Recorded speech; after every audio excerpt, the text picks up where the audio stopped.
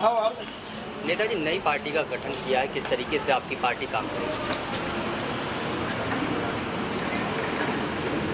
आज पूरा प्रदेश और देश अराजकता का शिकार बन गया है। बेतहाशा बेरोजगारी बढ़ी है। सरकारी नौकरियों की भर्ती पूरी तरह से बंद है।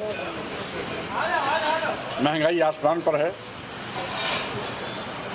छुट्टा जानवरों का कहर किसानों पर अलग से टूट रहा है। किसानों को लाभकारी मूल्य देने का वादा करने के बावजूद भी सरकार उनको लाभकारी मूल्य नहीं दे रही है। SC ST OBC का आरक्षण खत्म किया जा रहा है। SC ST OBC पर जातीय दुर्भावनाओं से ग्रसित होकर के बड़े पैमाने पर जुल्म अत्याचार की घटनाएं बढ़ी हैं। साथ ही साथ पिछड़े वर्गों की दुहाई देकर के वोट लेने वाले मोदी जी जब पिछड़े वर्गों की जातीय जनगणना की बात आती है तो कन्नी काट जाते हैं।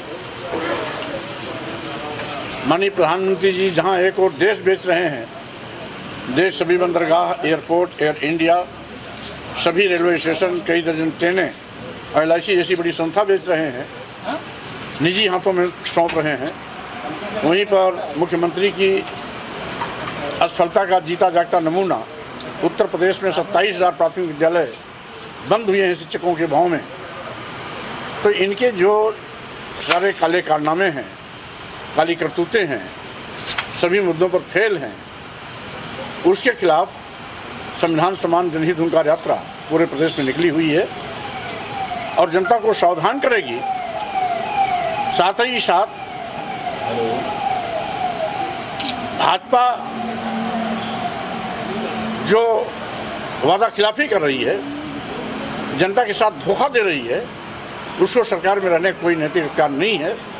इसलिए 2027 में इनकी विदाई की योजना भी इस यात्रा का मुख्य लक्ष्य है। नेताजी, 2027 में क्या चुनाव किस तरीके से लड़ा जाएगा? गठबंधन करके लड़ेंगे या स्वयं लड़ेंगे? मकसद रहेगा भाजपा को सत्ता से बाहर करने का। इसलिए भाजपा को बाहर करने के लिए, सत्ता से बेदखल करने के लिए हमें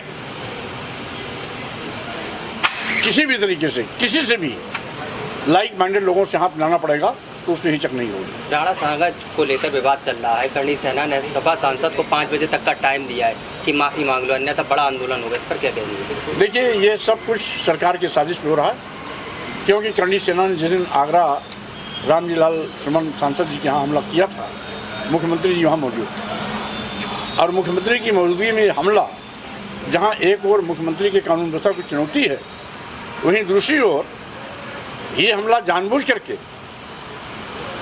रामजी लाल सांसद पर हमला नहीं किया गया, एक दलित सांसद पर हमला किया गया।